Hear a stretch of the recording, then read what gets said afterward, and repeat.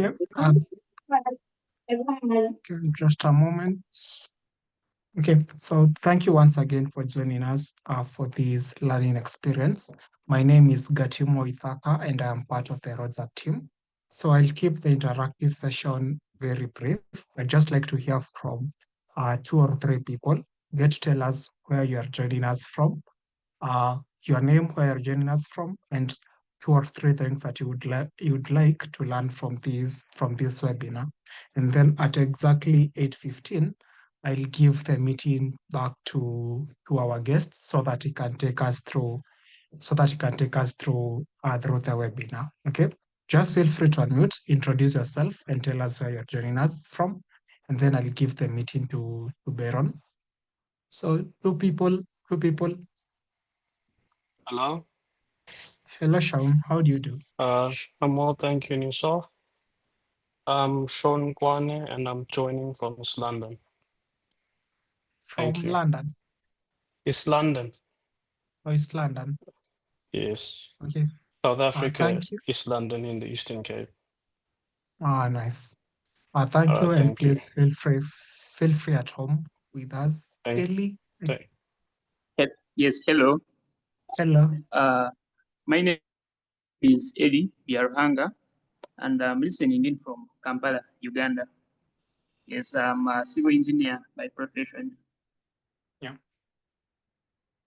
Nice. So thank you, Ellie, for sharing with us, and welcome to the webinar, and welcome everyone else to the webinar. So Baron, if you are in a position to take over, please feel free to do so. All right. Good evening. Engineer Katimu, am I audible? Yes, you are. Okay, thank you so much. Good evening, everyone. I hope you guys are good. I hope you guys are well. My name is Baron Sared. I'm one of the captains that roads up, and I'm also one of the lead instructor for the Sanitary Sewer course. So I'd like to welcome you to our webinar for planning consideration for sanitary sewer. So allow me to also make an apology ahead of time. I've got a terrible flu. I've been battling with it, so I'm heavily sedated and I'm heavily medicated. I just had to do what I had to do so that I can make the webinar. So please forgive me if I sound a little bit slow, or if my voice sounds hoarse, or if I mute temporarily, maybe I'll be sneezing or be coughing. So I really apologize for that. But I really hope that our time together is going to be fruitful. So once again, thank you so much for attending. I can see there's a lot of people here. Unfortunately, I cannot recognize any of the names, but I do know that we have household names. So if you have been joining us and if you've been part of the community, welcome again. Thank you so much for being here. So yeah, before I start, guys, today our webinar is on planning consideration for the sanitary sewer. So maybe before I start, I just want to introduce you to one of my friends. He's a very good friend of mine. He's actually been part of our courses. I hope he's in class because he was struggling with network. For some strange reason, network is a challenge. A lot of people, particularly from my Zimbabwean friends, I know they're struggling with network. So let me check if he's in. Koto, Engineer Koto, are you in the meeting?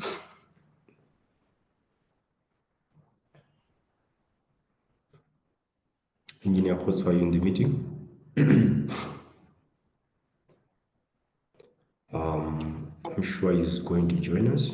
He hasn't joined us, so he was struggling with the network. Hello. But yeah, yes. I'm sorry, I had a connection issue. My name is Engineer Ibrahim Bibi Bamawa. I'm from Liberia.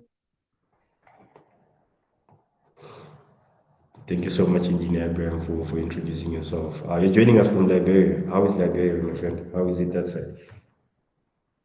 Liberia is pretty okay right now. We're having like not so sunny, not so cold. It's just in between, so the weather is just cool. Okay. Yeah. Okay. No, that's good. Thank you so much, Engineer Abraham, for joining us. Yeah, so before I start, I actually have a very short video that I want to play for you guys. That is going to do with the legalities that are involved in sanitary sewer. But before I start, um, I'll probably open this opportunity maybe to one or two people that just want to maybe introduce themselves and tell us where you're joining us from. I'd appreciate to know who you are. So if you maybe can unmute your mic and introduce yourself, tell us who you are, where you're joining us from, and what are your expectations for joining this particular webinar. Yes. Also, please ensure that you're muted your mic if you're not talking. So yeah, the floor is open. Please, you can introduce yourself, tell us where you're joining us from, and yeah, what are your expectations? Thank you so much.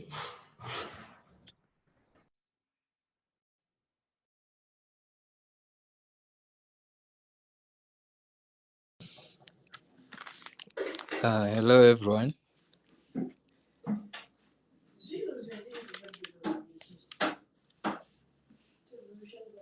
Hello, Russell. Yes, you can go ahead. We can hear you. Hello, everyone. Yes, I'm Raso Mchafa, and I'm from Zimbabwe. I just completed my Bachelor of Civil Engineering degree, and I'm expecting to learn much about sewer. Thank you. No, thank you so much. Thank you so much, Russell. Yes, I'm glad that you are taking an initiative to upskill yourself soon after you graduate. That's a very good decision you're taking. So I really, really hope and know that you are going to benefit something from this session.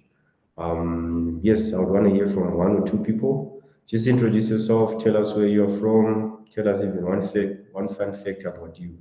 That would also be nice. So yes, the floor is open. The floor is open, ladies and gentlemen.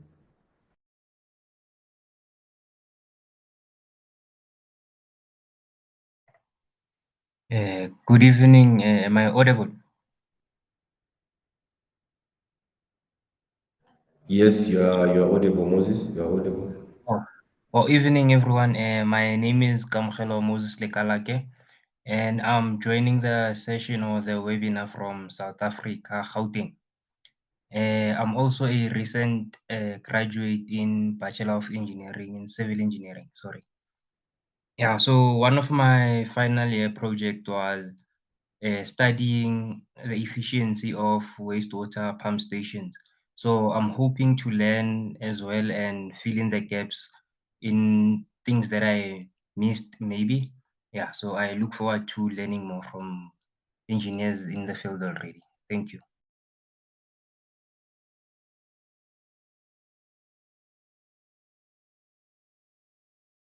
100%. Thank you so much. Thank you so much, Moses. I really appreciate that. 100%. That's great. No, thank you so much for those that have managed to introduce themselves. I really appreciate that. So before I also jump into what we're going to be doing today, I've got some ground rules that I want to probably make sure that you guys know. The first one is that this session is recorded. So please ensure that if you're not speaking, ensure that you're muted at all times, unless you're speaking or unless you're asked to share something. And the recorded session or the recording will be provided upon your request. I would also encourage you to make sure that you're part of our communities on WhatsApp. That's where we usually share the link for the recorded. So it's available to you free of charge should you want to rewatch it and refer to it. It will also be uploaded on our YouTube channel. We do have a YouTube channel.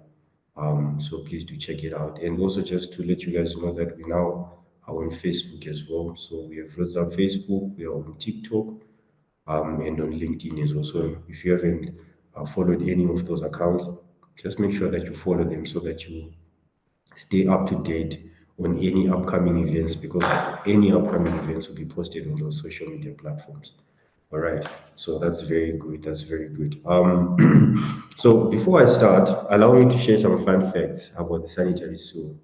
Actually, before I say that, if you have got a burning question, please avoid interrupting the speaker mid presentation. that will just disrupt the flow of the presentation. So if you do have a burning question, you can drop it in the chat box. I'll be visiting the chat box from time to time just to see if there are questions, and then I'll be able to answer them.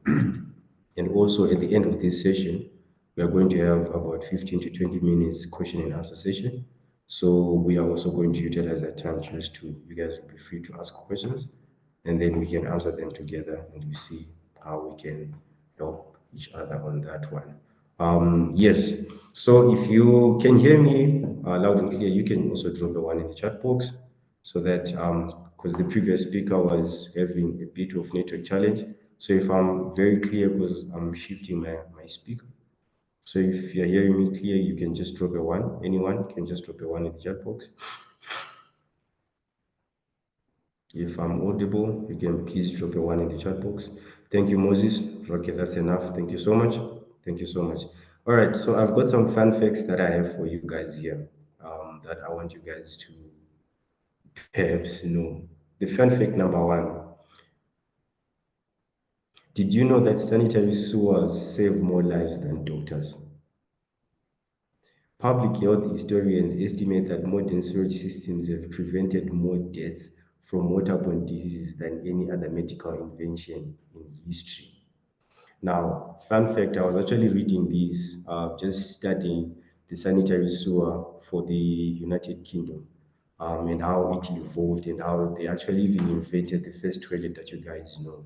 There was actually a cholera outbreak at one point because as the Industrial Revolution started to kick on, more people were moving from the rural areas going into the urban areas, right? So there was a massive urbanization. So you know that if ever there is an economic boost or people are moving into the urban areas, there is a boost in population. So we are having a lot of people that are staying in a very concentrated place. Now, one thing that you know about humans is we produce waste. Everywhere we go, we always make waste for some strange reason. So now, because there's a lot of people that are staying in very concentrated place, there was no way of dealing with human waste. So there was actually a very serious cholera outbreak. I believe it was in the 1940s, 1930s, thereabout, which then forced some engineers to actually come up with the invention of sanitary sewer, um, you know, um, sewer system for the conveyance of wastewater. So this is quite cool. So yes, sanitary sewers, they save more lives than doctors, which is also one of the reasons why we always say that if you fail to design your sanitary sewer, or maybe let's say your sanitary sewer fails before it reaches its design life, that spillage of wastewater can actually contaminate the surrounding areas, which can also lead to outbreak of cholera. So I'm actually from South Africa, and there was actually an outbreak of cholera sometime. I believe it was sometime last year in Feb. It claimed over 100 people, and that was not good. It was just because us as engineers, we failed to manage our wastewater. So sanitary sewer really, it's one of those things that is very, very, very important. So it's also something that we're going to talk about. Now, this one is my favorite. Gravity is king.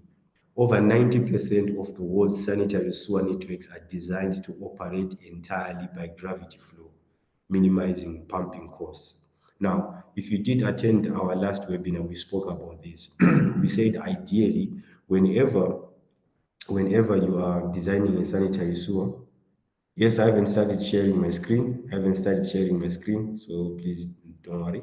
So whenever you're designing a sanitary sewer, we have one rule. If you've ever done a sanitary sewer course with us, we always say the first commandment of designing the sanitary sewer is never fight gravity, right? Always follow gravity. That's the first commandment, and that's the only commandment. So gravity is king. So knowing that over 90% of the world's sanitary sewer networks are designed to operate entirely by gravity flow.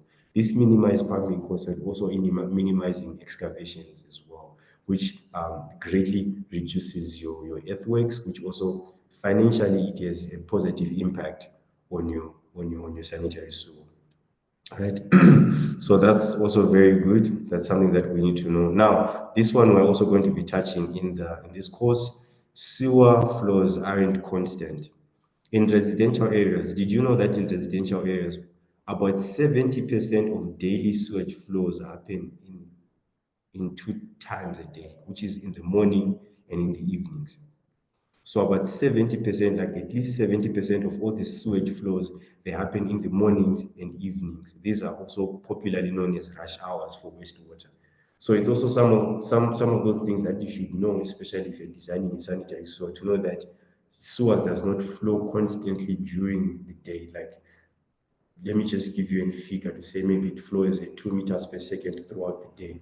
That is obviously not practical, but it flows at peak flows during the morning and during the evening. So it's one of those things that you should always think about, especially when you're now thinking about the hydraulic design or the hydraulic aspect of sanitary sewer, because it informs your decision as to how do you pick your peak factors and how you arrange your sanitary sewer as well. So yeah, those are just fun facts that I just wanted to share with you guys. I just found them to be quite interesting. Unfortunately, I'm quite of a nerd. So what I do is for every course, I always like to read the history behind it so that I can understand why it's the way it is. So that's pretty cool. Now, allow me to share my screen. You can drop a one if you can see my screen.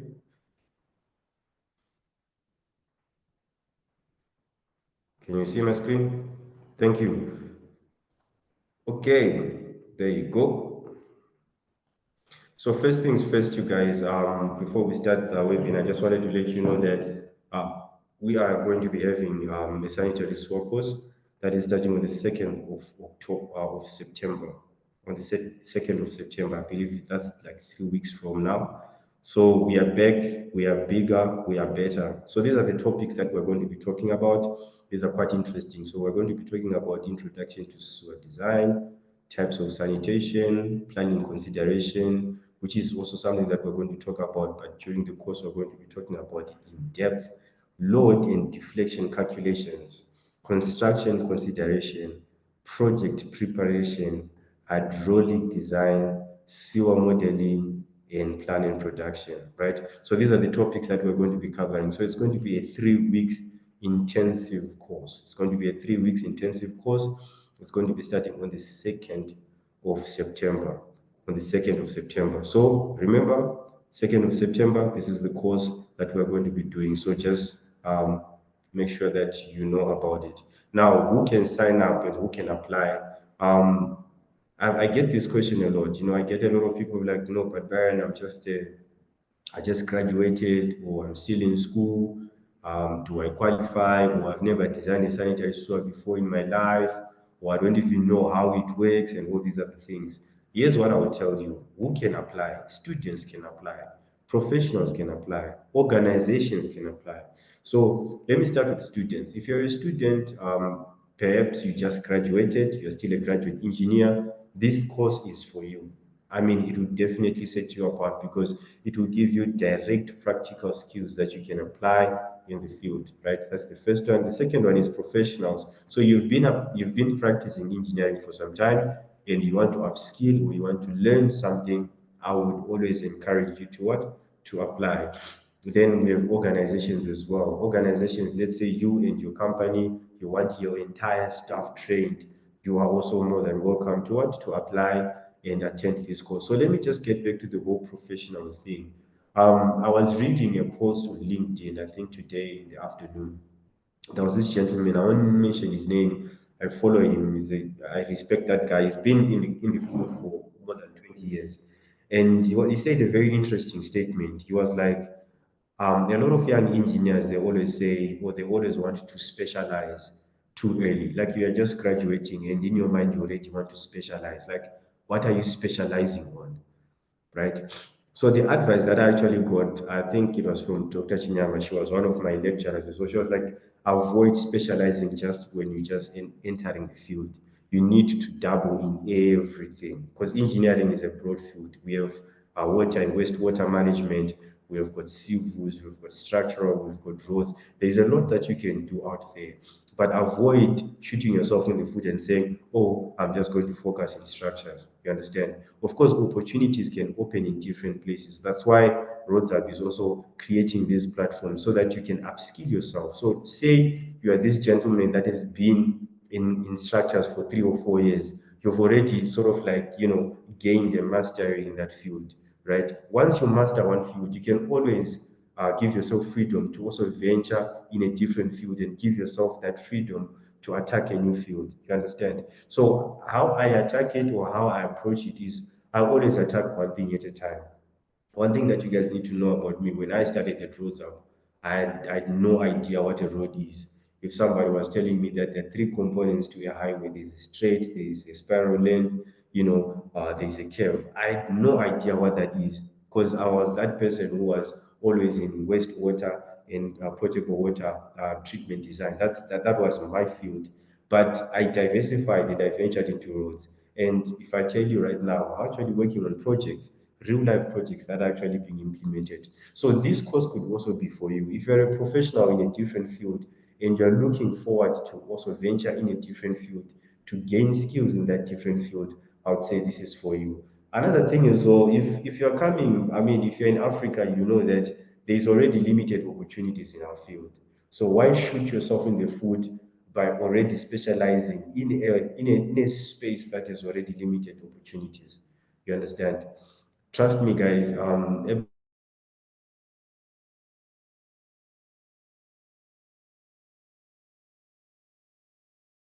Is happening at a rapid rate. What's going to happen is that is going to be one of the most important skills that is going to be sought out there. So if you're one of those people that are looking to be relevant in the market, these are some of the skills that you need to have so that you can be able to apply them and upskill yourself in the market. And I'm telling you, these are technical skills.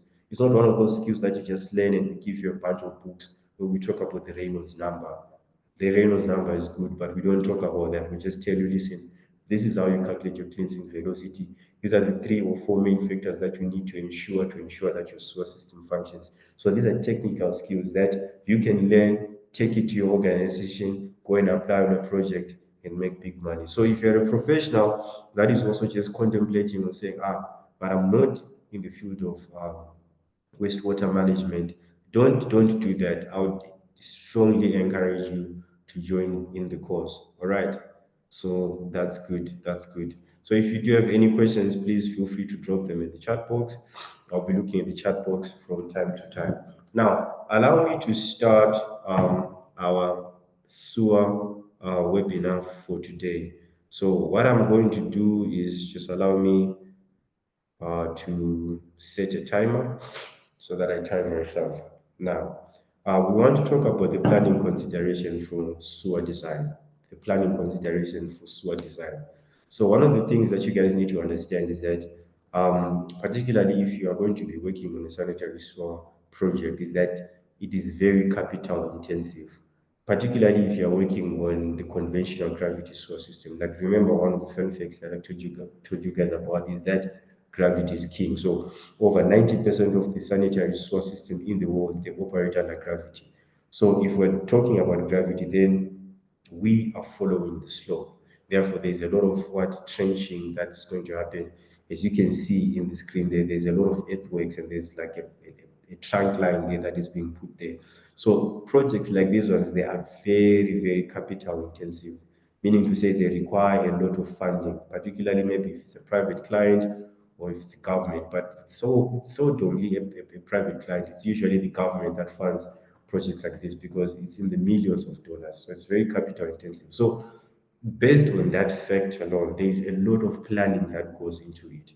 Now, I've seen people that they just come with a subdivided plan and a surface, and they're saying, I want to design a sewer system. Like, there's a lot of planning that goes into that. Like, what are you planning about? What's your plan? Where are you going to be putting your sewers? Did you do the necessary checks and balances? Did you do your due diligence? Did you do your stakeholder consultation? So like there is a planning that goes into that. And I was telling people that there is a certain level that you're probably going to reach, especially in your field, where I believe there was also a webinar that was done in-house on contracts and management. You're going to sign contracts. And one of the things that you have to understand that when you become a practicing engineer, there's this thing that is called professional indemnity, right? So you also have to cover yourself because if you design something without planning it properly, there is a higher risk or a high chance that it might fail. And in the event that it fails, it's your head on the line.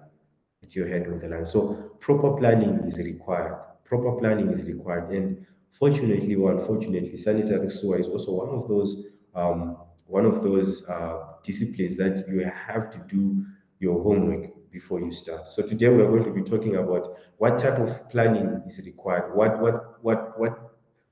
framework do you need to use, what certain questions or thinking process that you need to have before you attack or before you design a sanitary sewer system, right? So now the topics that we're going to be covering is general planning, right? We're going to be talking about layout options. We're going to be talking about condominium sewers. We're going to be talking about mid-block versus road reserve sewers. We're going to be talking about the position of sewers, and we're going to be talking about ERIF connections, right? So ERIF connections, those are house connections. So these are some of the major topics, or these are some of your thought process that you need to have when you're planning to do or to design a sanitary sewer. So you must have answered almost all these. Have you done your general planning? What are your layout options, right? You need to plan all that before you start. That's why it's written option. It's not just one layout plan. There are more than one options that you can that you can go with, and there is pros and cons to each option that you can go with. So those are some of the things that we're going to be talking about. Like what is the thought process that you need to have when you're doing this? Condominium sewers or deep sewers. We're also going to be talking about those mid-block versus road reserve. Now, this is quite interesting. I did write a couple of posts on LinkedIn about it. If you do follow me, please check them out. It's quite interesting. I was having some interesting conversations, but we're also going to be talking about this. So, the reason why I'm giving you guys an overview is so that you guys can know what we're going to be doing. Number two, please, you can be jotting down your questions as well, so that when we do open the question and answer session, you do have your questions well constructed or articulated. Now, the general planning, that's the first one that we start with. Under general planning, what are some of the things that you have to think about as a design engineer? What are some of the things that you have to think about as a design engineer, right? So one of them is your demand estimation, right? One of them is your demand estimation. Just a moment. I need to see something here. The first one is your demand estimation, right? Okay, I just wanted to see if okay, sorry about that. All right, the first one is your demand estimation, right? This is part of the general planning. You need to have an idea of the demand, right? Now, demand estimation has a lot to do about finding out the exact volume of sewers that is going to be produced in that particular area, right? As you can see in the picture that you're seeing there, there's an overflow of sewer there. You see this sewer is overflow.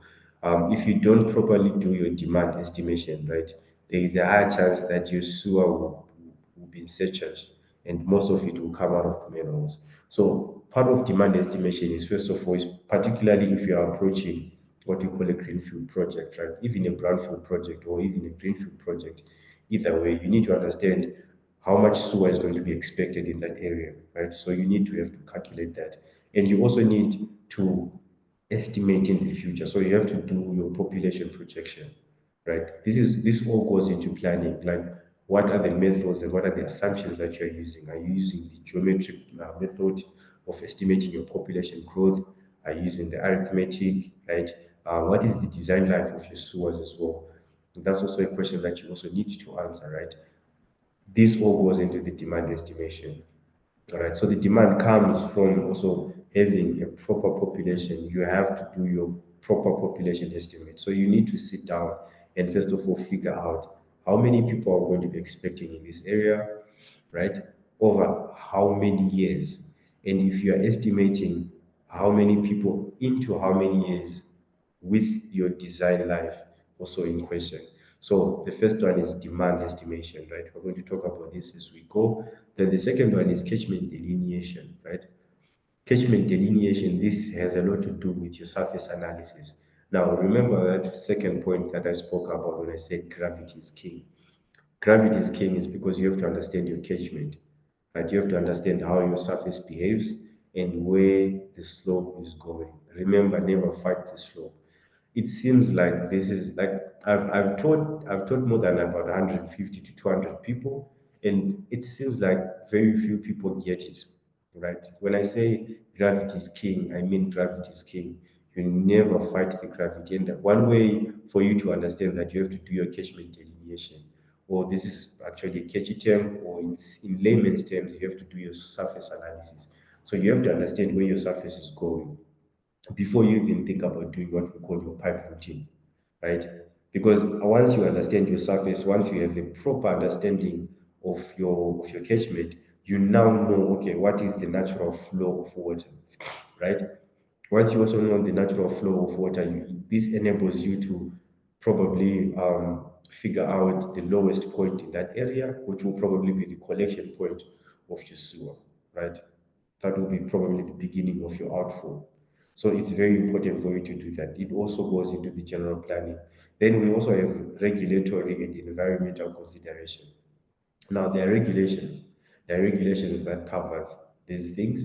Now, here in South Africa, we have what we call municipalities and provinces. So in each city or town or district, there is usually a local municipality that is the governing body, or that is the power or the final authority within that jurisdiction, right?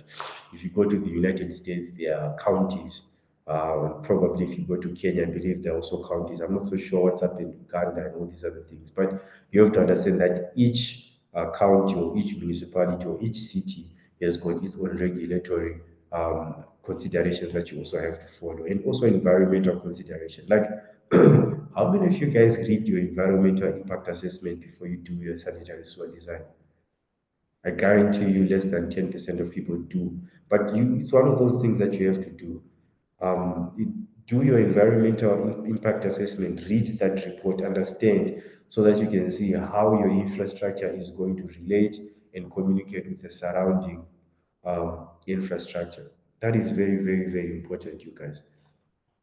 I cannot stress the importance of that. That is something that you guys need to know, right?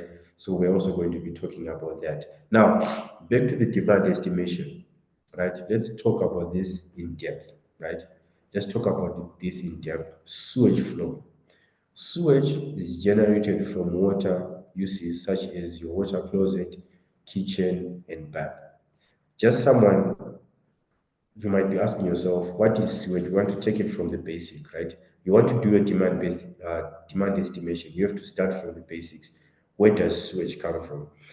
Sewage is wastewater that is generated when we use water in the houses. So that's your water closet, that's when you bath, that's your kitchen. That has to do with your laundry as well, right? So the amount or proportion of potable water supply that is converted to sewage varies depending on the nature of the development and the size as well, right? So what does that mean, right? What does that mean? It simply means that the amount of sewage that is generated in village A might not necessarily be the same as generated in village B, right? Because it depends, number one, on the nature of development. Number two, it also depends on the cultural norms in different societies.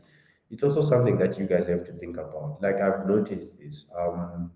There are certain cultures that believe in what we call annual cleansing, right? So based on that, they tend to use a lot of water in the water closet, right? It might be something that might look very insignificant, but it's also one of those things that might add an extra 10 to 15% of sewage to the total volume of the sewage that you might have calculated, right? So it's important just to think about these things and to actually do your due diligence, right? So you just don't have to think about, okay, all the return flow is going to be 85%. That is such a lazy approach to things. So as you can see, this table that you're seeing here, this is just an example of saying in a high density suburb or in a low cost housing scheme, this is typically how sewage is generated. Say there is potable water supply of 100%, 25% of that water will go to bathing, 10% will go to the kitchen, about 10% will go to the laundry, 30% will go to the water closet, and then the other 15% will go to the garden. So the one that goes to the garden or landscaping cannot be, it's actually water that is lost because it's not going back into the system as sewer. But all this water that we use for bathing, kitchen, laundry, water closet, it goes back into the sewer system. All right, and as you can see, it's also divided into two. There's what we call the gray water and the black water, right? So we have got 55% and 30%, which makes a total of 85%, right? So in this particular case, for your low cost housing scheme, your return flow is 0.85, right? Now, this is very important for you guys to know that the return flow factor varies. Like this is what the statement is saying, that the amount or the proportion of potable water supply that is converted to sewage varies depending on the nature of the development and size as well, right? It varies. So in other instances, your return flow can be as low as 0.5, right? This is important because when you are doing a development for a low cost housing scheme, it's different like when you're doing your development uh, for your medium housing scheme or for your high income housing scheme, right? Because here's what you need to understand, particularly for high income housing, right? They tend to be a lot of space and they tend to be a lot of landscaping that happens. People have lawns, they've got big yards, they even have pools. Somebody mentioned this and they said they have pools. They tend to have like a different lifestyle, right? That is different from the people from the low cost housing. You're not discriminating, but you're just stating facts and seeing how the different cultures live, because this has got an implication on your design decisions, right? So it's also important to note that in the middle income and low income and high income housing schemes, chances are high that there's going to be very low return flow. So this affects the volume of your sewers, which in turn affects the sizing of your sewers, right? Which also plays a role in the what? In the placing of your sewers in terms of the slopes. So you have to understand that the volume of the sewer that is generated plays a role in all these things, right? So generally, as the stand size increases, the consumption increases, while the return sewer decreases as more water will be used for landscaping. That's the concept that I just explained now. So applicable return sewer factors are as shown below. So typically, right, these are typical factors. They are not cast in stone. They are not cast in stone. However, they just give you an idea of how to approach this. So for high, I just said high. This is a high density suburb. So for high density suburb, what we simply mean is these are low cost housing scheme, right? Usually their stand sizes, now it depends, because in Zimbabwe, the stand sizes for low cost housing scheme, they range from 200 to 200 square meters per household, right? Here in South Africa, I believe it's probably 450 to 550 or 650 or something like that, according to the design guideline manuals. That is what's classified as your low housing scheme. So you also need to be very careful to think about that. But depending on your counting and what is considered as a low housing scheme, so just be aware of that. But low housing scheme, which is in this particular case high density stands, they have got an 85% return flow typically, right? That's how it works. Then you've got your medium density, right? You've got about 70%. Then you've got your low density, right? Your low density. So your low density, the stand size increases. We're talking about plus or minus, it's actually plus 1,000 square meters per stand. So these are your return flows. So these are some of the things that you need to be thinking about. Though it's also some of those things that you also have to take into account to say, should we actually design the conventional gravity sewers for low housing schemes or for low density suburbs? It's a question that you can debate. It's a question, it's a decision that you can make as the design engineer. But in most cases, you actually don't need to, because there's a lot of space there. People can afford to put an on-site treatment plant in the form of a septic tank, which will probably have a soak away because there is land, right? Okay, so that's your demand estimation. Now, let's talk about what that has, the implication it has on the on your hydraulic design. So, quick one. Let's go back to this part. So you guys saw this and I've explained it. I want you guys to make a mental note of this equation here. Peak wet weather flow is equals to dry weather flow multiplied by the peak factor, right? So if you actually want to calculate your sewer flow, right? I'm looking for my pen. I'm not so sure where it is. Just a moment. Okay.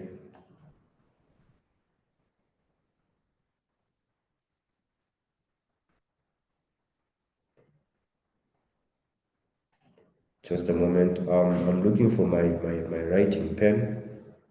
I'm not so sure where I can find it. Okay.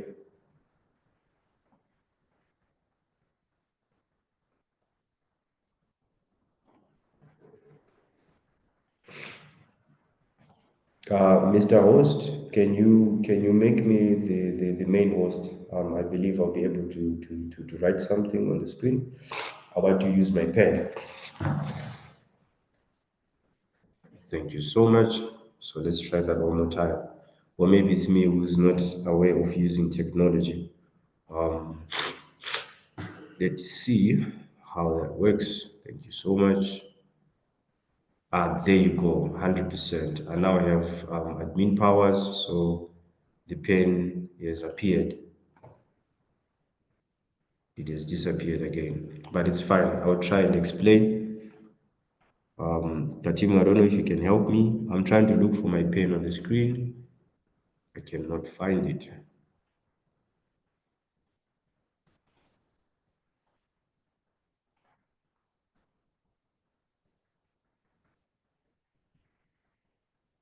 Okay. I can't find the pen. Have you found it?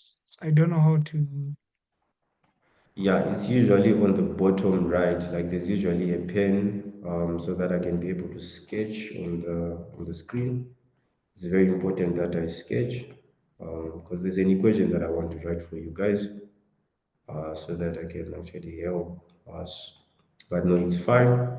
Um, my team will help me. I'll try and explain to my best abilities. Apologies for that. So what we are simply saying is, whenever you're calculating your sewer, right? This sewage, say you have 100 liters that's coming into your house, right? And your house is a high density suburb house, right? So if 100 liters is coming into your house, 85% of that water is going to go back into the system as sewage. So that's 85 liters, right? So 85 liters, that's what is called your average dry weather flow, right? Please note this average dry weather flow. Some manuals, they call it dry weather flow, right? It's just potato, potato. It's one and the same thing. So just having the understanding of where we're coming from. So that's your average dry weather flow, right? Then from that's this one, right? So now if we want to calculate what we call the peak dry weather flow, the peak dry weather flow is your average dry weather flow multiplied by a peak factor, right? That's when you get your what? Your peak dry weather flow. Then from your peak dry weather flow, you have to calculate what we call your peak wet weather flow, right? Now, this is where I'm going to be explaining this. Now, the design flow and pipe capacity. This is also some of these things that we're going to be covering extensively in the course using the Manning's equation. We actually do have a template that we're going to share with you that will probably help you calculate this using what we call the tables, right? So you've got your network or your sewer reticulations lines. So I have a full flow depth of about 50 meter, 50%, which is the D small over D big at a design flow, including the allowance for infiltration. So what does that mean? So what we are simply saying is, what then you need to understand is that in any sanitary sewer that you are going to design, this is, let me quickly just explain this. This is your pipe, right? This is your pipe. This represents your wastewater. Like this represents your actual what? Wastewater exfiltration, right? Because you have to understand that no matter how perfect your system is, there's also some wastewater that is going to what? Exfiltrate. Ideally, we want to keep this to a minimum, possibly zero, right? Then you have got what we call the dry weather flow. So this is your actual sewer that is going to be produced, right? So one thing that you have to understand that there is also going to be water that is going to infiltrate into your pipes. And this is probably underground water, right? So that's groundwater infiltration. That's groundwater infiltration. It's also one of those things that we talk about in the course where we say you need to study your geotech extensively, your geotech report, so that you can know what is the water table in the area that you're designing your sewer system. Because if you're designing in an area with a high water table, best bet that there's going to be a lot of infiltration that is going to be what? Be affecting your sanitary source. So you need to size accordingly. But no matter how you size it, there is always going to be water that will infiltrate into your sewer pipe. So you also have to make an accommodation for it, right? So on top of having your dry weather flow, you also have to cater for the groundwater infiltration that's going to happen, right? Now, after you do that groundwater infiltration, you also always have to allow for stormwater ingress. So as you're going to see this, we're going to be talking about it in the course when we are now doing your testing, when you're now testing your sewers. Your sewer always has to be at 70%. It has to always flow at 70%. Why? The 70% is allowing for stormwater ingress of 30%, right? This is also another fact that you also need to think about is whenever you design your sanitary sewer, no matter how perfect they are, there is always going to be stormwater seepage that is going to get into your sewers. Be it is going to do so through cracks or poorly jointed connections or through manhole covers. If you don't know what manholes are, we're going to talk about it later, right? And I'm sure you guys have noticed manholes probably when you're walking in the streets, right? When it rains, right, and there's like a flash flood, or when there's rain, excess rain, and there's like water runoff in the streets, that water will get into your sewer system. So as a design engineer, you also need to think about that. That's something that you also have to think about because it will definitely affect your sewer. So if you design your sewer and you don't cater for stormwater ingress, you don't cater for groundwater infiltration, right? You only talk about your peak dry weather flow, you will probably undersize your sewage, right? And then when you undersize your sewage, that's when you have surcharge problems. I'm sure you guys have noticed that, especially when it rains, there's always some sewer that's coming out of the manholes, right? Instances like that happen because your sewer was not properly designed, the capacity was not checked, right? So it's important for you to do that because the moment that happens, like there's a lot of sessions, like there's a lot of stormwater that's ingressing in the sanitary sewer, that water will mix with wastewater and you're just now having wastewater spilling all over the place. Now we're talking about those problems of waterborne diseases, right? So it's one of those things that you need to know. So this is also something that we're going to be covering extensively in the course, but I wanted you guys to know this to say the most important thing whenever you're designing your sewer is to always allow for that 30% stormwater ingress. It's always important, right? It's always important, right? You will see, especially when we're using our template where we say, okay, your sewer is too small, right? There is not enough breathing space in there. Your sewer is too big. There's too much breathing space in there. So what then happens when it comes to capacity, right? Is that somebody might say, you know what, I might as well just over design and use 250 millimeter pipe size throughout the entire sewer system, right? Somebody might actually come up with that. Now, over design does not work, especially if you're dealing with hydraulics, right? Over design is something that you might do in areas like your structural engineering, which I also do not encourage. Over design is not ideal because it's just expensive, right? It's actually, I would say, it's cheap engineering antiques, right? So don't over design. You need to design the proper thing. So by not over designing, also you don't want to under design. You just want to hit the sweet spot. So there is a happy medium that has to be hit. So if you over design, you're going to have problems with sedimentation in your sewer. So someone might say, Byron, how about we just over design so that we don't have problems with stormwater ingress? And then I'll tell you, listen, if you over design, chances are high that you're going to go with flatter and flatter slopes. And the flatter your slopes are, the lower your cleansing velocity is, or the lower the chances of your sewer reaching that 70% or reaching that full bore condition during peak hours, what that means is that there's going to be a lot of collection and sedimentation in your pipes. And then when there's a lot of sedimentation, and that sedimentation builds up, and when that sedimentation builds up, then it causes sewer blockages. Now there's now like a whole cost where we now have to like maintain the sewers and all that stuff, right? So there's like a very sweet spot that you have to hit, right? You mustn't make it too big, you mustn't make it too small. There is a happy medium. Now, how do you actually calculate that happy medium? You do not guess. It's something that you do by manually calculating and comparing your numbers, right? So you have got your sewers that you're estimating. This is the flow. You factor in your peak factor, you factor in your stormwater ingress, right? Then you run your system and you see how is it behaving. Is it flowing at 70%? Is it flowing at 90%? Or is it flowing at a lower percentage? Right. So that's very important when it comes to design flow and pipe capacity. It's a very big deal, right? Now let's talk about catchment delineation. We're still on general planning, right? We're still on general planning. Let's talk about catchment delineation. Now, catchment delineation identifies which areas contribute wastewater to a particular point in a sewer system, e.g., manhole, right? So this exercise influences layout and routing. Understanding topography and flow direction help you decide on the most efficient sewer layout, right? Now, before I go any further, like I mentioned earlier before, as you can see, this is one of the project data that we use in the course, right? As you can see, this gentleman was actually doing a site analysis. So this is actually your catchment analysis, right? So these are probably your low-lying areas, right? So one thing that you have to understand is sewers always concentrate and collect at one point. The most important thing that you're always trying to achieve is that your sewer is collecting at one local point, right? It's important. And how you do that is you have to understand your surface, right? You have to actually analyze your surface and do a lot of surface properties, surface styles, playing with your surfaces and all these other things. It's not something that you do blindly.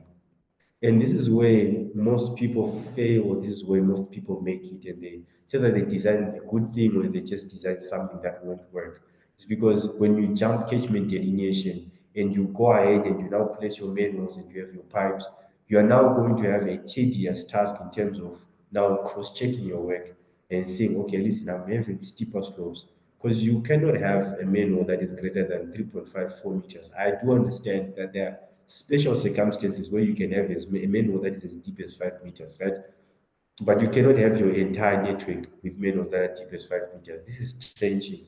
Now, the more you get deeper, the more shoring is needed. It just becomes super, super expensive. Now you have to take your geotechnical engineers there. There's a lot of safety issues that happen, right? So you can literally avoid this by spending a lot of time on your topography, on understanding your topography.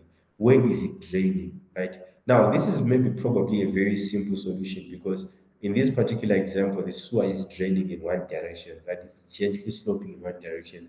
But I've designed sanitary sewers that have got three draining points in one area. Like you have two or three draining points in one area, right?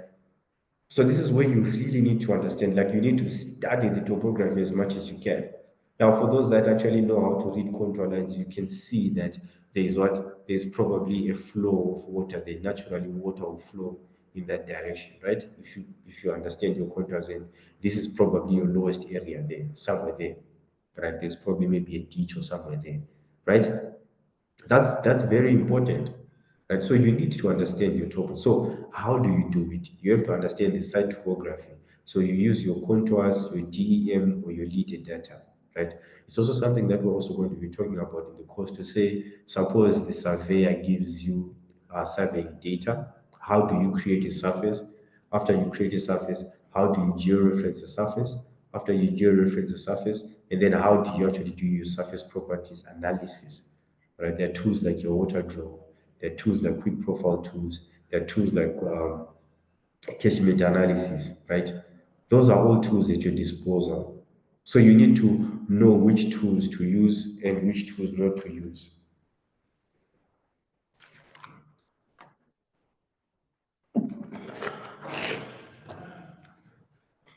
All right, I hope we are there. So, in this particular course, we're probably going to be using mainly the quick profile tool because this is the easiest tool that you can use, especially when you're now doing your pipe routing, right?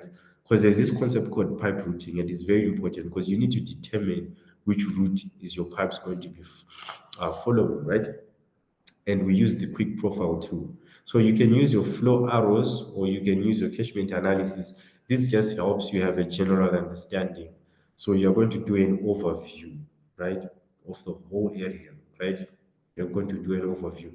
Now, when it gets to the nitty gritties of actually now laying your sewer pipes and determining the direction or the places where your sewer lines are going to be going through, is you have to do or use what we call the quick profile tool. It's very, very important, right? So this is actually one of the examples of one of the students that joined the course and they did this. This was amazing. This is splendid work, right? So this is some of the things that they did. So the quick profile to it's something that's very cool. We talk about it. We extensively use Civil 3D. One thing that I also like about Civil 3D is that it has got dynamic tools, right? It has got dynamic tools. When you change something on the plan, it automatically updates on the profile and all the objects are interconnected, right? It makes your workflow quite easy and easy to manage. So catchment delineation is very important. You must understand your terrain, which goes back to that fun fact number two, gravity is king. The reason why you're doing your catchment delineation or your surface analysis and understanding your topos is because you want to understand where is your surface naturally draining. Because whenever we're designing a sewer system, our pipes are designed to follow the slope, that is downslope. So if your slope is going down, you don't lay your pipes going against the slope because we want to use gravity as much as possible, right? Right, that's good. Now, let's talk about regulatory and environmental consideration.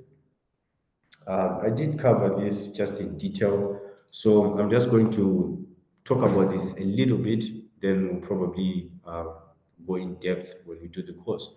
So I think I did speak about this when we were doing our introduction to say alignment with local municipality design standards is very important, right? Here in South Africa, like I gave you an example, like they're just different municipalities, and I've also worked with different municipalities. So you'd realize that different municipalities have got different standards. Most, or if some municipalities, they actually do have their own manuals. One of my favorite manuals, I think, is from a city of Ekurhuleni. That's also like their own manual there that they actually use, right? So when, let's say, you're working with them, it's important for you to say, listen, give me your manuals.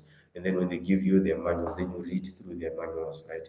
So one thing that you have to understand that the design principles are still the same. Somebody in Uganda might be saying, but dude, I'm in Uganda or I do engineering in Kenya or in Liberia, like Mr. Abraham said. The engineering principles are still the same. Gravity is still gravity everywhere on Earth, right? The code required equation still functions everywhere. Cleansing velocity is still cleansing velocity. The continuity equation is still the same. The concept of demand estimation is still the same. So the engineering concept is still the same. But when I'm talking about engineering municipality standards, I'm not talking about a deviation from engineering principles. No, it does not mean that. It just simply means a deviation from standards, right? Why? Let's say you're working with a municipality from a rural area, right? So one thing that you need to understand, we are Africans, you guys, you know what I'm talking about. Obviously, if you're an African and you're working with a municipality from the rural area, they may or may not have power tools for maintenance. So, is for instance, I'll talk about maybe manual to manual distancing, right? Some municipalities they will say from 100 to 150 manual to manual, um, manual to manual spacing. Some municipalities will say, no, we need our maximum manual spacing to be 75 meters. So you need to understand that it's not because of a difference in engineering principles, it's a difference in standards. So for municipalities in the rural villages, they might not have the power tools for the maintenance of the system, which is called the power routing tools, the routing irons, right? So if they don't have the latest equipment, they would say, okay, listen, the routing equipment that we have can only service up to 75 meters. So make sure that your manual to manual distance is 75 meters. Now think about this. Say you are designing for a rural area and you design this sophisticated sewer system, but they cannot maintain it. What's the point? You see, it also goes into the planning consideration because you also have to take into account the O&M of the entire project, right? So there is the design approval, then there's also the construction, then there's the handover. You also need to think about life after construction.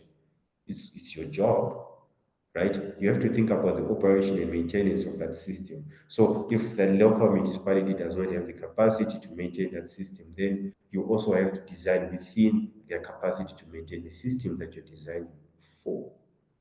I hope that makes sense, right? So you'd realize that in some, I've also worked with municipalities that will do a curved alignment in sanitary sewer. I know some of you have never heard about this, but they are curved alignments. So some municipalities will say, no, dude, we want to save time or we want to save money. Let's use curved alignments. Right? In some municipalities, they'll say, no, we are not going to use curved alignments. But the whole concept is that the design principles or the engineering principles haven't changed, but it's just the guidelines within the local municipality. So if you go to Kenya or if you go to the US, they deal in counties. I'm actually working on some project. I can't disclose the name, but it's different counties. They actually have their different manuals. You know, they would say these are our line weights, these are our standards, this is our style, this is how we connect our ERF connections, and etc. etc. So you need to always ensure that you adhere by the what? By the standards of that particular what? County or local municipality that you're designing for.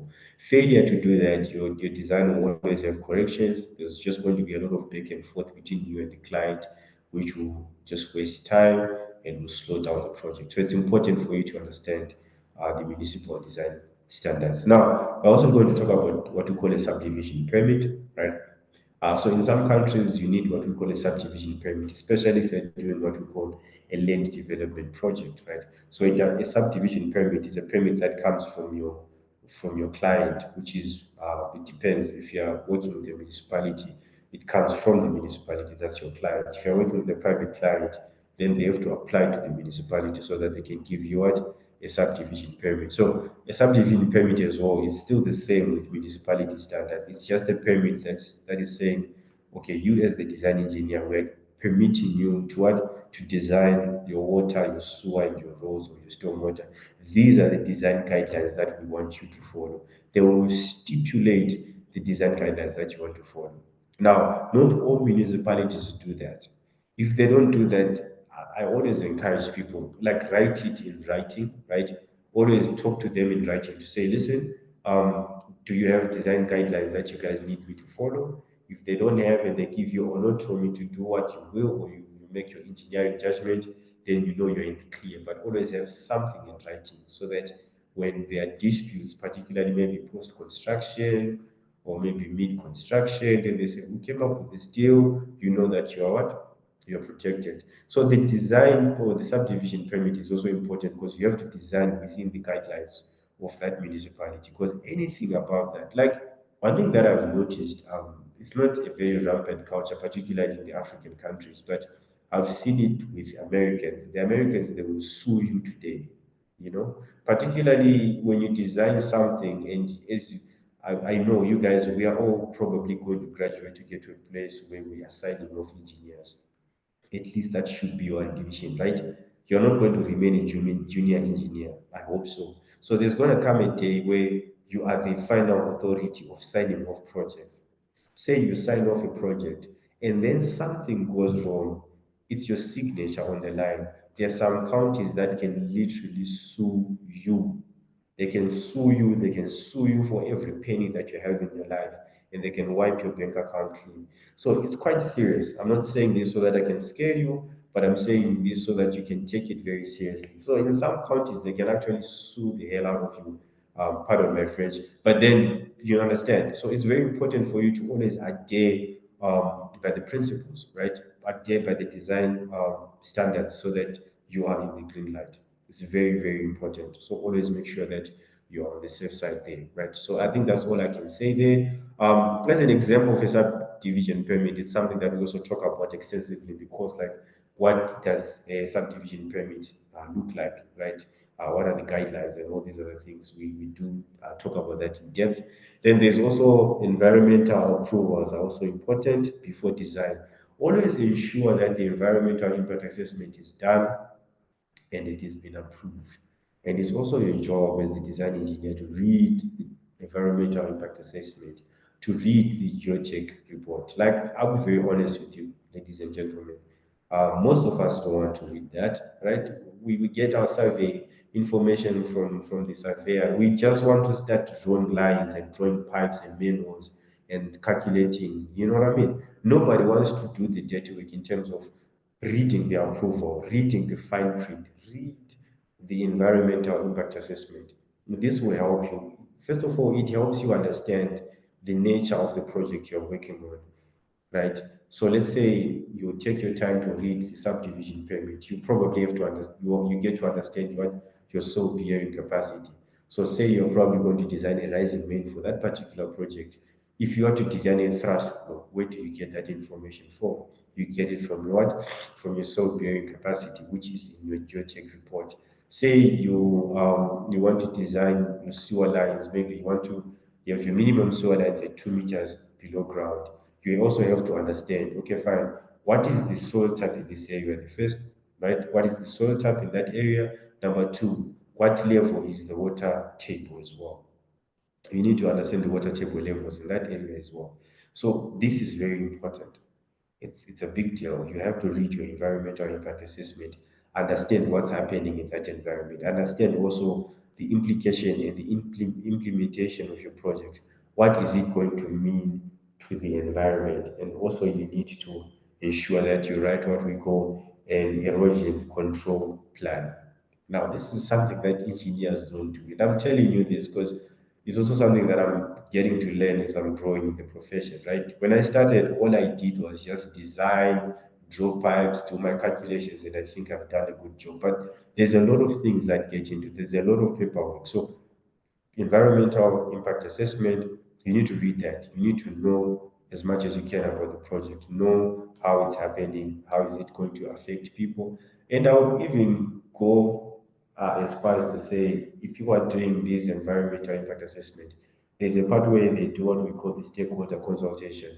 If it's possible as well, you should be also part of that meeting. And I know it has nothing to do with design, but this is also the behind the scenes of the design as well, so that you understand as well what type of people are you designing for. I remember talking about this to say there's a village that we wanted to design a sanitary sewer system for.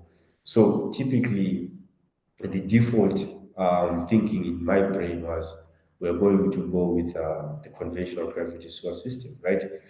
But then you realize that the conventional gravity sewer system does not better suit the people that are living in that area for two reasons. First of all, these people are lower housing income community, right?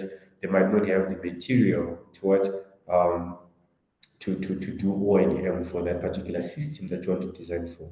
So first of all, you need to know that the system that you want to design has to be as simple as possible so that even the locals can take part in the construction, they can also take part in the operation and management of the whole service. So it's not only about being sophisticated, right? There is, like I said, there is types of sanitation that you can choose. We've got colonial, we've got shallow sewers, we have got hybrid sewers as well, which are called your small bores. You should check on the first webinar that we did sometime this year. We talk about that as well. So there are a number of solutions, or there are a number of options that you can take when it comes to designing your sanitary sewer. It's not a one size fits all. So how do you know that?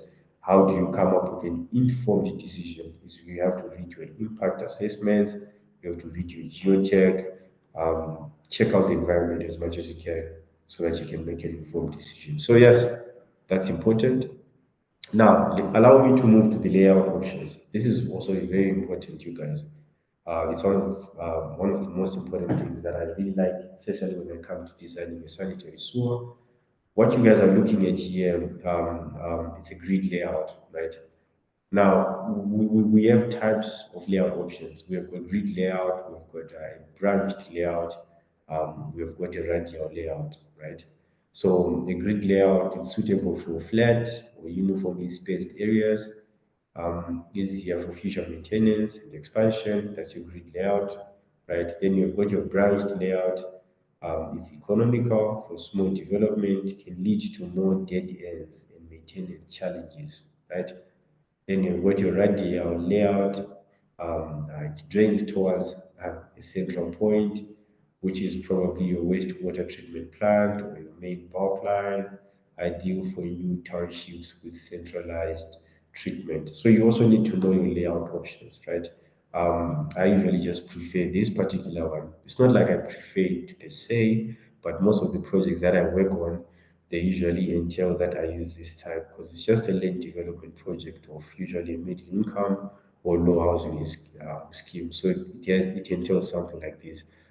So your sewer should also have something like this. You are going to have what we call your house connections. Your house connections, that's your ERF connections, right? Then after you do have your house connections, you've got what we call lateral sewers, right? Then after lateral sewers, you've got your branch sewers. So your branch sewers, it connects two or more lateral sewers. After you have got your branch sewers, you've got your sub-main sewer. Then from your sub-main sewer, you go to your trunk sewer, which is then going to go to the sewage works. Now, this is how your sewer system has to be like.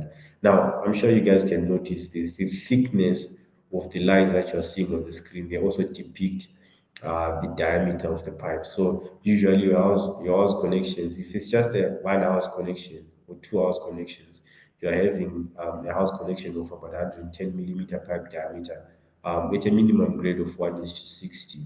That should be enough, right? Then when you're talking about your lateral sewers, the minimum diameter of your lateral sewers should be about 160 millimeter pipe diameter going upwards. Now, in some counties, they do 150. I prefer 160 because it's readily available in the market. But if you do read some manuals, they talk about 150. So don't be confused between the two. It's one and the same thing. If you have got a readily available market for 150 pipes, then just go for that, right? But if you don't have 150 pipes, just design using 160 pipe, right? So that we don't cause confusion. So your lateral sewers, they're typically 160. Then from your lateral sewers, you increase, as you can see, the thickness of that line is increasing, signifying that your sanitary sewer is also increasing. So your branch, we're probably moving from 160 to about 225 millimeter pipe diameter. Then you've got your sub-main sewer, which is typically from 250 to 300 millimeter pipe diameter. Then your main sewer is probably from 400 millimeter pipe diameter.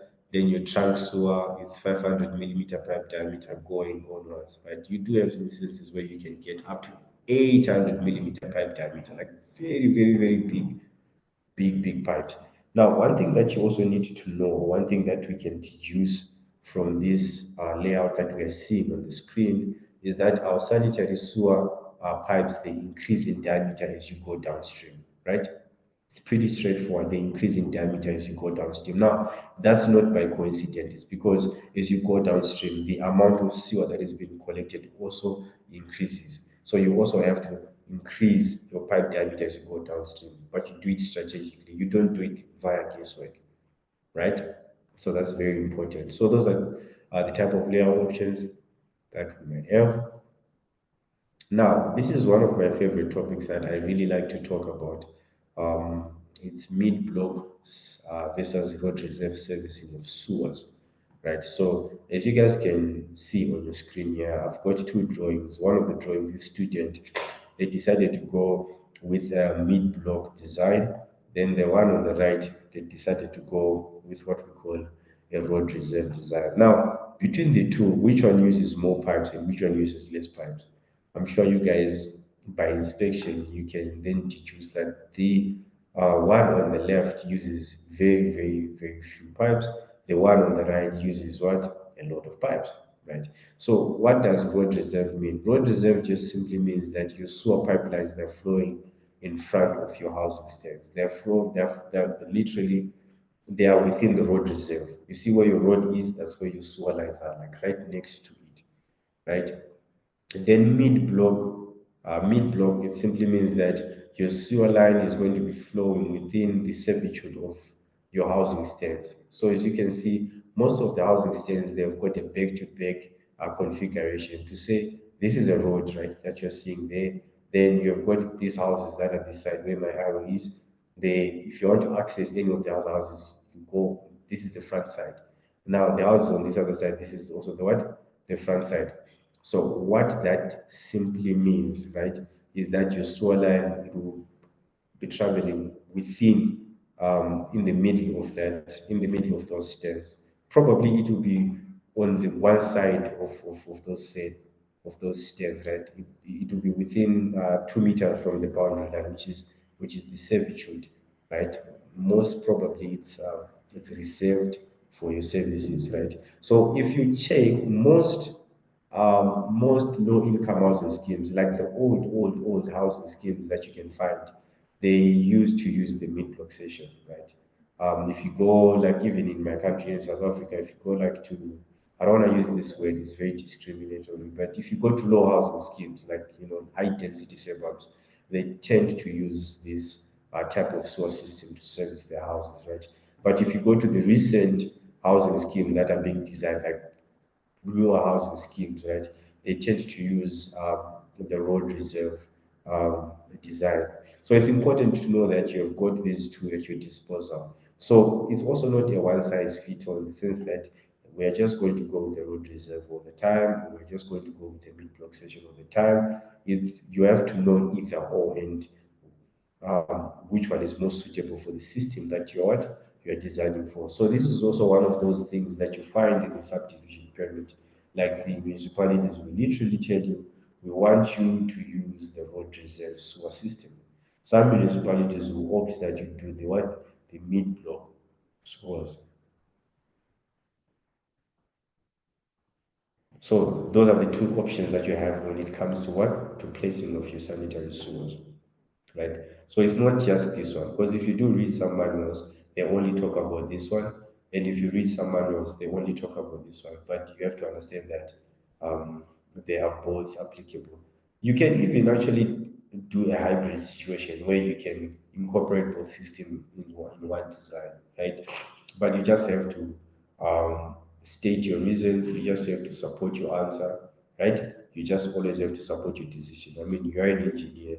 One of the things that you do is you make decisions, and then you support your decisions with an engineering judgment. Okay, so I'm just going to talk about the advantages and the disadvantages of each, so that you guys can know which one will be most suitable for whatever design that you're working on. So usually for mid-block sewer, right, here are the advantages. By the way, I genuinely prefer the mid-blocks, although it has got its own disadvantages. But when it comes to constructability, right, it's less complicated compared to road reserve, right? But each has got its own pros and cons. So let's start with the mid-block sewer design. So the mid-block sewer design, there are the advantages. We've got shorter pipes, we've got a more direct alignment, so we've got fewer bends, fewer manholes, therefore we've got fewer pipes. So that affects our what? Our cost, right? So instead of, like for instance, right, let's just quickly go back. Let's just maybe take for instance this line. We want to lay a sewer line from this line to this line. So approximately, let's say that space is like what, 1 kilometer. So that's like 1,000 meters, right? So for 1,000 meters, using a manual to manual spacing of 100 meters, you've got 10 manuals. So literally, with 10 manuals and 1,000-meter pipeline, we can service all these houses, these ones. However, when you come to this place, you realize that you might even need what? You would need 10 manuals for this side, and you're also going to need manuals from this other side as well that are going to connect. You're going to need manual from there, manual from there. So you realize that the cost of the project significantly increases with what? With road reserve sewers. Right. So that's just also one thing that you also need to be very cognizant about when you're making a decision, and you have to discuss with your client, discuss with the municipality, and see which option they are more favorable to, right? So you have, like, your job as an engineer sometimes is to present all the possible solutions, right, and then make a judgment depending or using your engineering judgment to say which one is the best option with the resources that we have. Because one thing that you guys also have to understand is that the more you get into the design culture, you have to understand that your design has got a financial implication. Your designs are not going to be implemented by angels, right? Or some extraterrestrial beings, like some guys from Mars are going to come and finance your project. It's going to be implemented and financed by people. So it has to happen within budget. So there are certain situations where you design something, because the whole concept is not to design, but it's to design something that is efficient. The principle of value engineering is also something that you have to think about. So someone can design one project and it can cost us 150 million rand. Someone can design the very same project efficiently and it can cost us about 50 million rand, right? So both designs might actually theoretical, they function, all the design checks are being made, but one is more expensive than the other, right? So now it gets down to how much do we have? Do we have the amount of money that we need to actually implement this project? So I'm not saying compromise on quality for the sake of cutting costs. No, that's what I'm not saying. But I'm also saying you need to be realistic as well when you're doing your designs, right? You avoid unnecessary expensive. So one way of doing that is you can literally do a hybrid between these two, but you have to check with the client and make sure that they understand, they approve, and you're on the same page, right? So, still on the advantages, mid-block sessions, there's less disruption during road construction. There's no crossings whatsoever. This has to be one of my favorite. This one has to be my favorite reasons, particularly when you are now doing your road construction, you are trying to minimize conflict as much as possible, right? As much as possible, right? Not to say it's not doable, right? It is doable, but it becomes a little bit more complicated, right? So with the mid block, there is no construction interference, particularly with your road, right? It's important. Or I would say also with your stormwater pipes, because if your sewers are using your road reserve and there is a possibility that they're going to cross the road at some point, and the point where they want to cross the road, we want to install a culvert with a head wall. What then do you do? Now there is a conflict where your sewer pipes are clashing with your stormwater pipes. Now you have to run a clash detection, interference check. You're doing a back and forth just to make sure that everything is good. And even if you manage to circumvent that, the construction of that whole point will be a nightmare, man. Like, it's a lot. So it's something that you have to think about. I'm not saying run away from it, but you need all the information at your disposal so that you can make an informed decision. So, what are some of the disadvantages of the mid-block section? In as much as it is cheaper, there's less disruption with the construction work. It also poses some challenges or disadvantages, right? Now, there is access challenges for maintenance teams, right? There is also access challenges because you have to understand that that pipe in the mid-block section and that manhole will be within someone's property. And once they erect their perimeter wall when they build their houses, it's their property. In as much as it's within 2 meters of the boundary wall and it's within the servitude. So the council has the jurisdiction to that piece of land, which is also called a land easement. However, right, you might have challenges in terms of access. So let's say there's a burst pipe and you want to access it, and the person has got a perimeter wall, there's a gate, and there are dogs, and there's no one in the house. Right now, it becomes an issue, right? Because it's not your property. You have to ask for permission to that person, and then you get into there. So there's access problems as well. There's a lot of legalities that go into that. It's usually a mess. Now we also have what encroachments from backyard structures.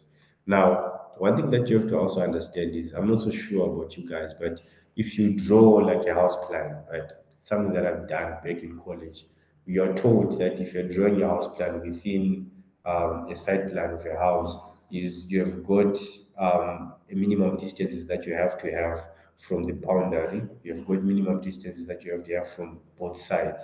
right? So usually from the boundary, it's about 3 to 4 meters, depending on the county or municipality. Then from the side, it's usually about 1.5 meters.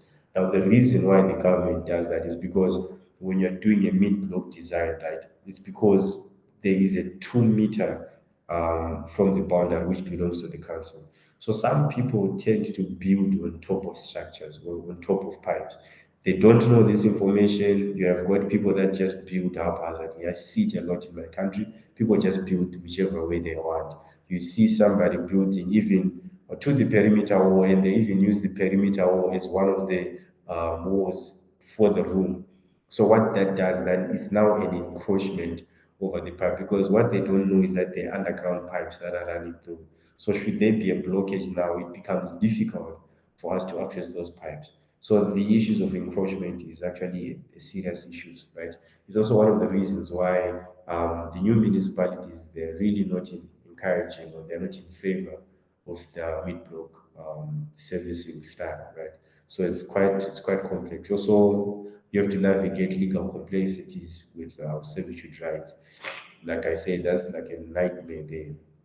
But in as much as there are these disadvantages, it has got places where it works best. So in your low income settlements with large stairs, house connections, and backyard developments, this one it works best.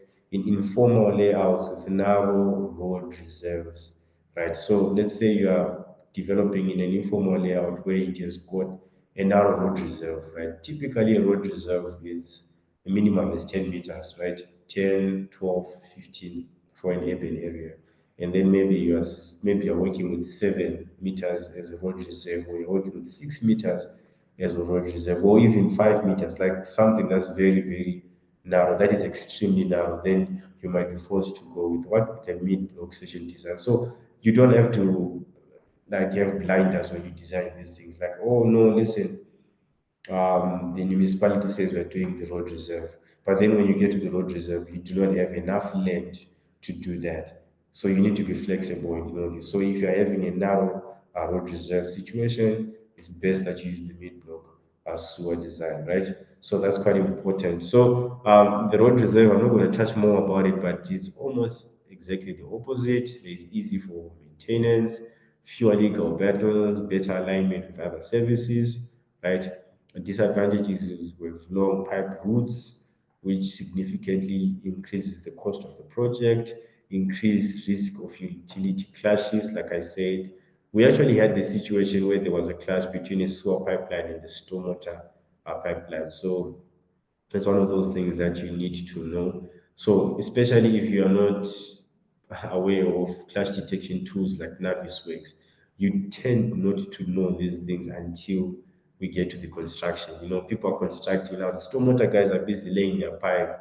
They are literally following us on the power plan, right? The sewer pipe guys are also laying their plan. Then we realize that there's a clash. It usually happens on site, though there is like ways nowadays to avoid this prior to construction before you even break ground. But now, suppose there is like a clash and you guys on site, we have to go back into the office, sit down, redesign this whole thing, now come up with a new grade for that pipe, then just then a fix, because that causes a cascading effect to all the downgrade pipes. You understand? So the grade just changes for the entire pipes. So that's also something to think about. Where does it work best? New formal townships with wide road reserve, densely populated urban areas, municipalities with strong operation and maintenance departments, right? Municipalities with strong operation and maintenance departments. So that's also a place where they work very well. Nice. So guys, that's one of the most important things that you have to think about. Now we're just gonna breeze through the components of a sewer. There are sewer pipes, right? There are sewer pipes. Let's just quickly talk about pipes. For routing of sewer lines, the following aspects should be considered. The sewer line must follow the natural fall of the ground. We spoke about this. Never fight gravity, follow the slope. That's why you do your what? Your natural terrain. The sewer line must be installed in and or adjacent to properties that will benefit most from the line. So as you can see, you've got your sewer line. So your sewer lines, they have to be designed close to that house or adjacent to the house that will benefit the most, right? So road crossings must be kept to a minimum. Now, this is very important, you guys, because whenever you lay your pipe right under the ground, there is usually what we call a minimum pipe cover, depending on that pipe or on that area. Is it a trafficked road or a less trafficked road, right? So one thing that you have to understand that a sewer pipe, the moment it's buried underground, it's carrying structurally, it's carrying the load of the soil that is directly on top of it. So if it's in an area that is frequently traveled, right, that loading and unloading, loading and unloading, it will stress the pipe. Then over time, that pipe will fail, right? So we have to keep the road crossings to a minimum. Like, don't cross the road unless it's necessary. I always tell this to the guys that design our sewers to say, keep your road crossings to a minimum.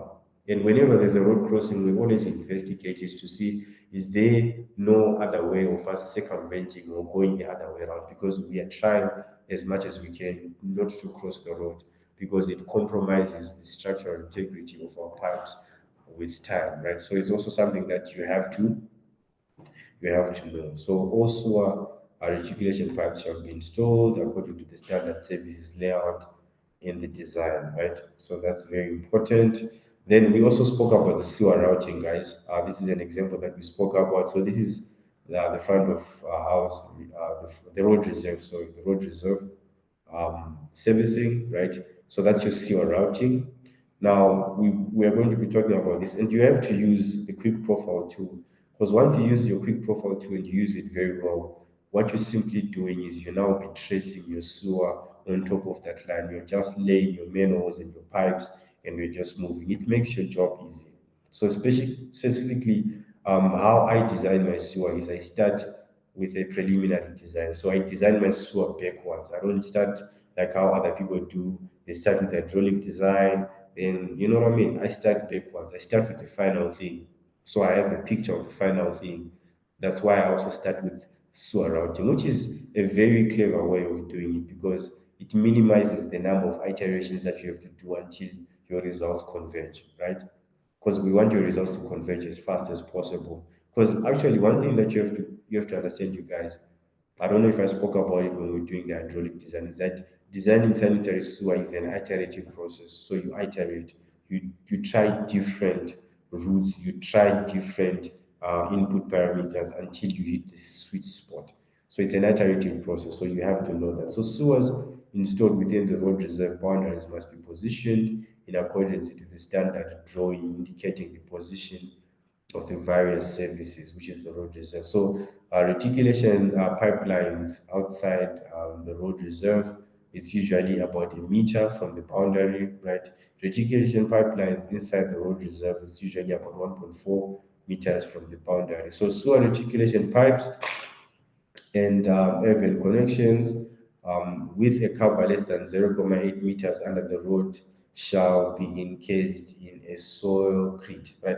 I spoke about this, you guys, and I said, listen, whenever you lay a sewer pipe in the ground, it automatically it bears the load of the soil that is directly above it, right?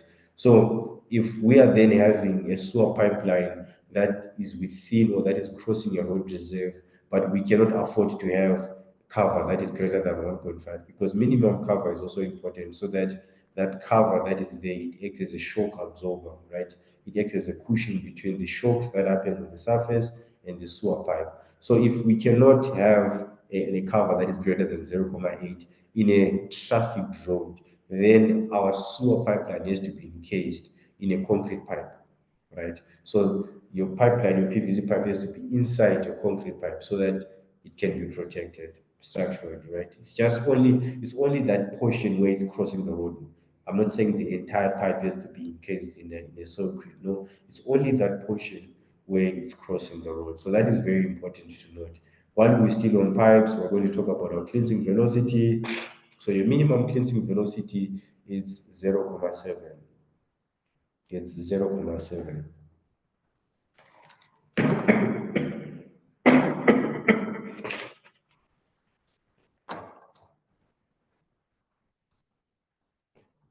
sorry about that. So your minimum cleansing velocity is 0.7. Now you're going to check in some manuals. In some manuals, your minimum cleansing velocity, particularly for your gravity pipes, it's 0.6, and for your internal pipe, it will be 0.75. I've read the Egyptian manuals. I believe it's 0.6. I believe so. It depends with a lot of manuals out there, but the happy medium is usually 0.7. So this is where you also check with the municipality to see what is their standard. So some municipalities they say we want our minimum cleansing velocity to be 0.75, right? And then your rising main should also be a minimum of 0.7. So this is also to ensure that there is no sedimentation. Now, what is this whole cleansing velocity? I'll just explain this concept. Cleansing velocity comes from this whole concept of that a sewer system should be able to cleanse itself. Once we lay the sewer and we cover it with earth, nobody has got the time to continuously go down there and check. So your sewer should have the ability to clean itself once or twice a day. So it should have the ability to reach self-cleansing velocity, right? So your self-cleansing velocity, depending on which formula you're using for your hydraulic simulation, it's heavily dependent on your slope, particularly if you're using the code required. If you make V the subject of the formula, right, you'd realize that your slope greatly affects your cleansing velocity, right? And your cleansing velocity, again, let me point this out. Remember, we said no sewer is constant. So sewers tend to reach their peak flows during the morning and evening. Those are the two times that they're likely to reach your cleansing velocities, where we are saying that your sewer is obtaining full bore conditions, right? So that's very important. That's very important to note, right? So what you're seeing there, that's your minimum slopes, right? Like I said, 110 millimeter diameter, your house connections. I spoke about this. The minimum gradient should be 1:60. Minimum. That's not your maximum. Minimum. Then we're talking about your 160 millimeter diameter. Your minimum gradient should be 150, and you can see for the subsequent pipes. You understand? This is how it will be going. So for your 250, your minimum slope is in 1:50. So the good thing about using tools like Silver 3 is because it actually automatically calculates your cleansing velocity as well and your slope. Sorry, not your cleansing velocity. It automatically calculates your slope. So when you change your slope, it dynamically updates it as well. So you start by designing preliminary. Then once you design preliminary, then you take those results that you get from the preliminaries, you run it, and you run those results and you see the results that you get. So you do your preliminary, so you see, okay, this is the diameter that I've used, this is the slope that I've used, right? This is the amount of volume that I've used. You take that data, you put it into your hydraulic model, you run it, and you see, am I getting my cleansing velocities? Am I getting my am I meeting my capacity check? Also, am I meeting my minimum slopes, right? This is your guideline. So you mustn't abuse them, right? This is quite important. Then you've got your manuals as well. This is your manuals. I'm sure you've seen this whenever you're walking. This is how it looks like from the top, but there's literally a main that can actually fit into that, right? So that's how your manuals are. So here I'm just now quickly talking about the components of your sewer. So that's your manual. A manual is an opening constructed in a sewer so that the sewer can be accessed for inspection, right? This is quite important. So manuals, they usually have a size ranging from 900 to 1,350 in diameter. These are the most common ones. But for deep manuals, we're talking about a different story. This is where you might actually design one in Autodesk Part Builder, right? But generally, these are the manuals that you actually have and that you're probably going to use in most of your projects or in your housing development projects, right? Then that's your typical cross section of a manhole, right? You're going to have your lead, right? So usually your manholes, they are made of precast concrete rings, right? They're usually circular, or they can just be made of bricks. Literally, you can actually build a manhole, right? It's important to know that you can build a manhole. So this is the cross section of a manhole. You've got your step iron ring. This is the working chamber there. As you can see, you've got your incoming pipe coming this way, your outgoing pipe, and this is the other cross-sectional view. So that's your pipe. Yeah, where my cursor is, there it is. will be sloped at 1:60. So that's how a manhole looks like. This will be your natural ground. So you open the lid, then somebody actually goes down using these tape iron rings. Right. So manholes, they're very needed in your sanitary sewer system. They are for maintenance, and they are also used for another hydraulic purpose called they also act as what a temporary storage during overflow conditions. Right, it's quite important. There's a video probably I'll share with you. Now, this is just some design guidelines for manuals. I'm not going to go through them, but I did mention that manuals are placed at a maximum of 150 meters apart, where the local authority has got power holding machines. So this is where you have to liaise with your uh, municipality and see if they do. If they don't have, then it's a maximum of 100. In some municipalities, they go as low as 75 meters, right? That's important. Now, where do you place your manholes? In all changes in grades or direction. So whenever you change the direction, like remember, some municipalities, they are not going to entertain the idea of having a curved alignment. So whenever you change the direction, like you see, you're going straight, then you change the direction, you need to put a manhole in that particular place. At all junctions, like at all junctions where two or more pipes connect, you place a manhole. These are rules. So these are rules that you need to know as far as having manholes are concerned. So at all junctions, at all changes in directions, when you're changing one pipe diameter, like from a smaller pipe diameter to a bigger pipe diameter, you also need to put a manhole there. It's very, very important, right? So this is your typical manhole, like if you're looking at in plan view, you see, so this is the connection, this is the connection. So this is literally how your connection should look like. This is very important. They don't connect like a T junction. They should have that curved like this at a 45-degree channel bend. This is very important. There's a reason for this. Then if it's four pipes that are connecting, this is their configuration. So you're having 45, 45 this side, then you're having the main line flowing like that. This is how they connect. And this is how you have your 90-degree bend as well. This is also important.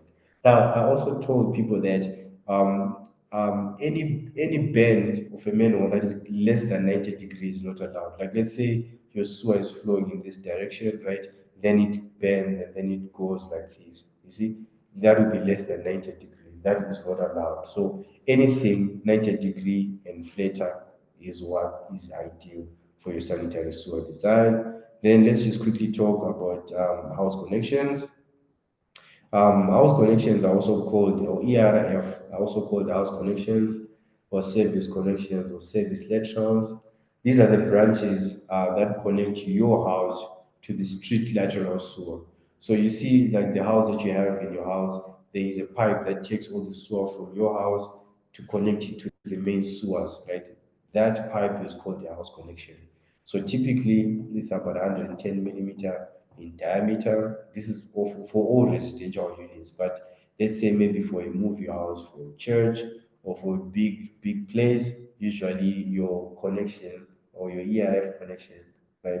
I don't want to call it a house connection, but your ERF connection might have a minimum pipe diameter of 160, right?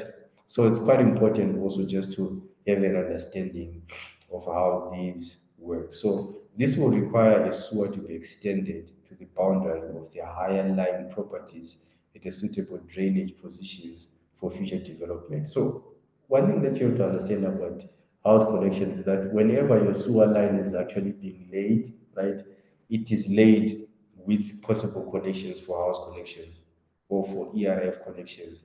So like there is always protruding house connections from your sewer lines already. It's just that when you then build your house, then it just actually connects automatically to that house connection, right? So it's usually like this. So whenever we're laying our sewers, we always leave this protruding ERF connection, right? Because this is how it's actually done in land development projects. All the services they start first, and then after the services have been laid, that's your sewer, water, road, stormwater. After they have been laid, then you bring your houses.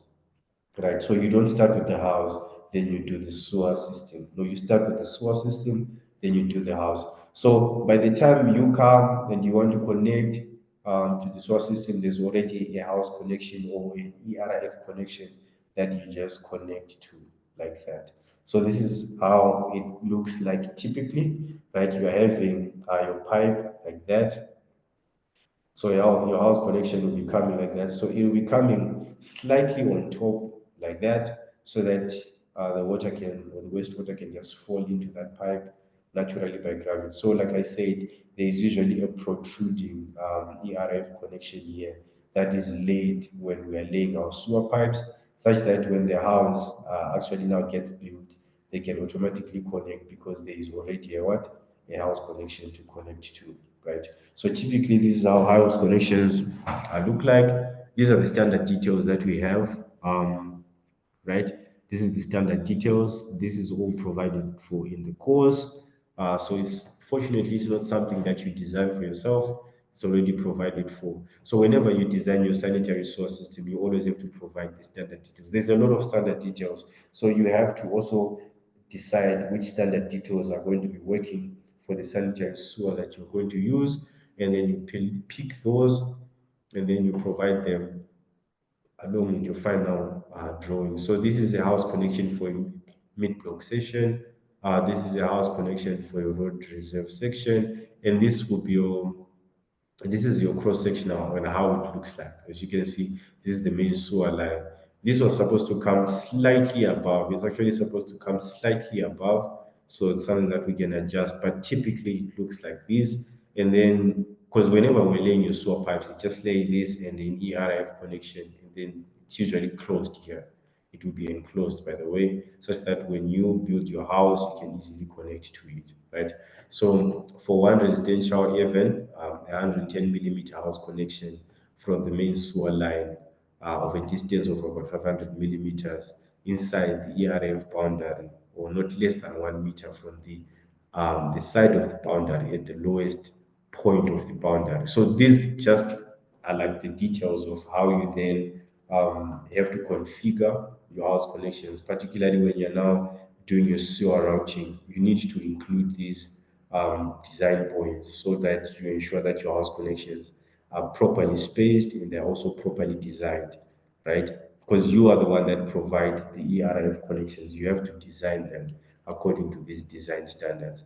Now, I just want to quickly maybe mention that for more than 2 dwelling units or any ERF to a maximum of 3 units, 160 millimeter pipe diameter sewer line connection to the main line sewer via a lamp hole or a cleaning eye is to be used. I think we mentioned about this. So it's not a 110 throughout. So you're not only using a 110 blindly, but for 2 dwelling units, probably to a maximum of 3, that's when you increase your house connection to what? 260 millimeter pipe diameter.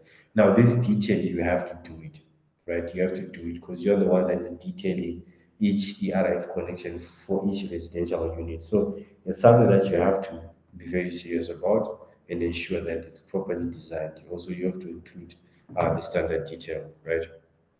Anyway, guys, I think that was that. I'm actually right on time. It's exactly a minute to 9. It's exactly a minute to 9. So I think I'm probably going to see if there are any questions in the chat box. Let's see if there are any questions in the chat box.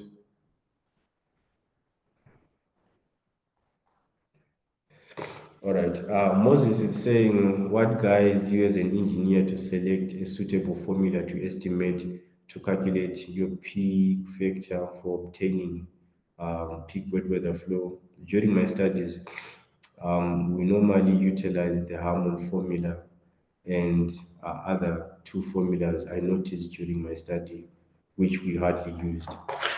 I would also probably use that particular formula. So what really guides me is the amount of the population projection that I'm expecting in that particular area, right? Because your peak factor is probably informed by your population. It's something that we also discuss about in depth in the course. because there are some instances where you use a peak factor of 2.5, there are some instances where you use a peak factor of 3.5, there are some instances where you use a peak factor of 5.25, right? So it's all determined by the population, right? There is actually a graph that we use in the course that we use that determines our peak factor. So that actually informs which type of peak factor that we are going to use. So it all goes down to your population estimation. That's what informs your peak factors, right? Um, Somebody is saying, Palace Jane is saying, are we going to have access to the recorded video? I'm not so sure which video you're talking about, but if you're referring to this webinar, the answer is a definite yes. You're all going to get the access to this video. As long as you're part of our channel on WhatsApp, just be on the lookout for it. It will be sent there. You can click it, you can watch it as many times as you want. It's free, it's your access. But if you're talking about the course, the answer is also a definite yes.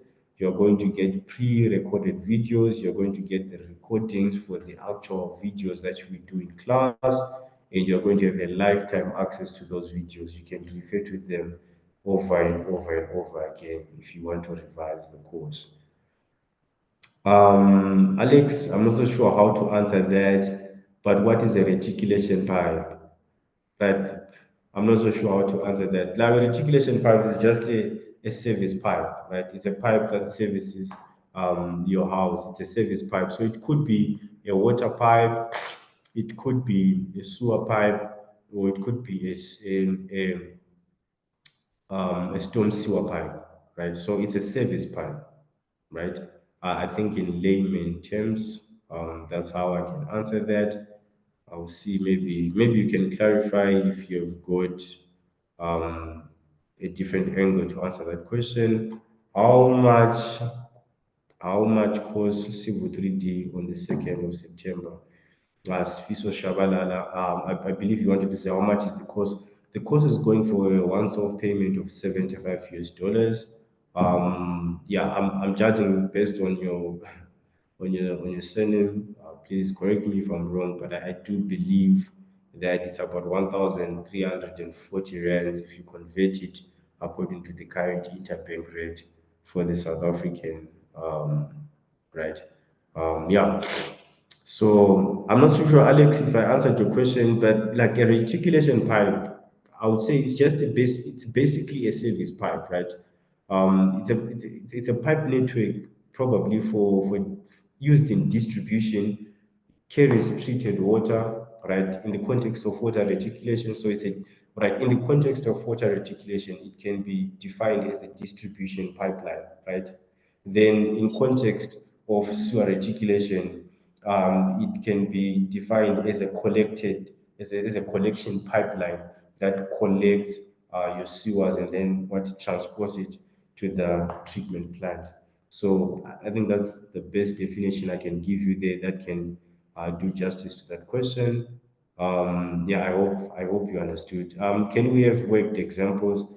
Shuan Kwane, yes, we are going to have worked examples. Like if you do sign up for the course, we do work on a real life example project where you are having worked example with real figures, with real values, and you get to work on them on your own and then come out with results. Then we can always